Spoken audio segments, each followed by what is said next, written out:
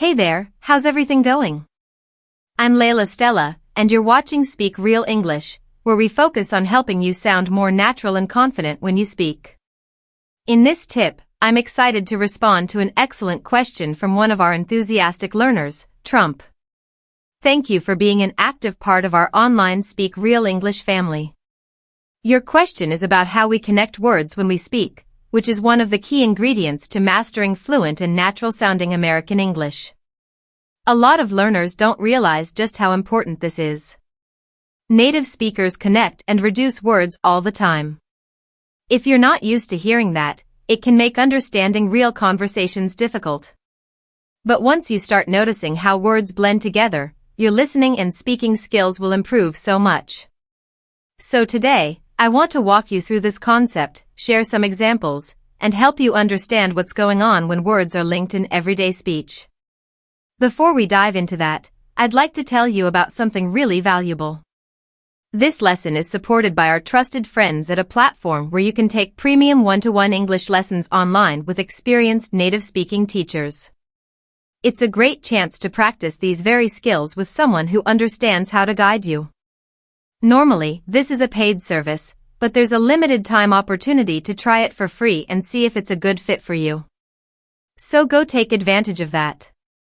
Also, this video is connected to the Speak Real English Fluent in 15 course, which is a deeper program built around real-life American conversations. You'll explore how people actually talk, not textbook English, and you'll learn how to join in those conversations naturally. The best part is, you'll be learning with others who are just as motivated as you are. We have a wonderful, supportive community where everyone is working toward fluency together. There are daily discussions, practice sessions, and a lot of encouragement. Now let's get into your question, Trump. Linking words isn't something you'll always find in grammar books, but it's everywhere in natural conversation. It doesn't always follow strict rules because English is flexible and people speak in slightly different ways depending on their personality, background, and situation. So while one speaker may link two words closely, another might not. Also, formal situations tend to slow down speech and reduce linking, while casual conversations are full of it.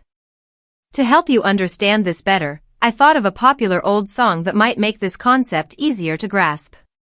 Think of the lyrics, I want to dance with somebody. The key part here is the phrase want to, which doesn't usually sound like two separate words when a native speaker says it. It becomes wanna.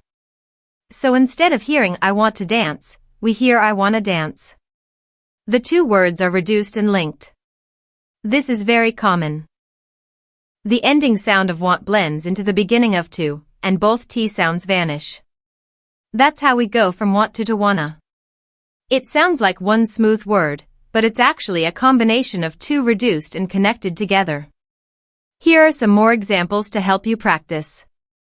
Think about the phrase, how are you? In a textbook or a classroom, people might say it slowly and clearly, but in real life, it sounds more like how are you, or even how ya.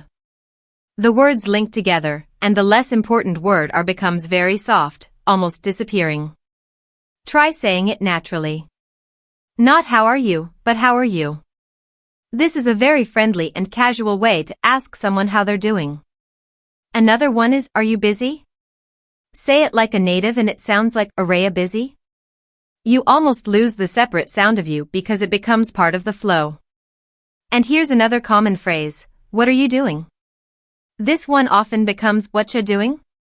The whole what are you transforms into whatcha, which might look strange on paper, but it's exactly how people talk. These reductions and links aren't lazy or incorrect. They're simply part of fluent, natural English. Let's practice together now. Repeat after me. First, say, how are you? Now say it again, more naturally, how are you? Good. Now try, are you busy? Like this, Araya busy? Great. Now, what are you doing? Say it casually, whatcha doing? Excellent. This is how you'll start to hear and speak English more fluidly. And the more you notice this in real conversations, movies, shows, and songs, the better your ear will become. Eventually, you'll not only understand people more easily, but your own speaking will begin to sound smoother and more relaxed. Here's a fun example to say out loud. I want to study English with somebody. When you say it casually, it becomes, I want to study English with somebody. Can you hear and feel the difference? This style of speaking is everywhere in the United States and in many other English-speaking countries.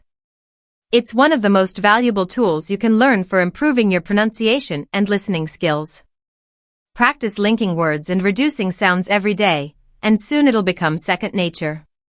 If you found this helpful, leave a comment and share what other questions you'd like me to answer. Make sure to subscribe to Speak Real English here on YouTube and check out the podcast if you prefer listening on the go. And of course, don't forget to tell your friends who are also learning English. Helping each other is the best way to grow.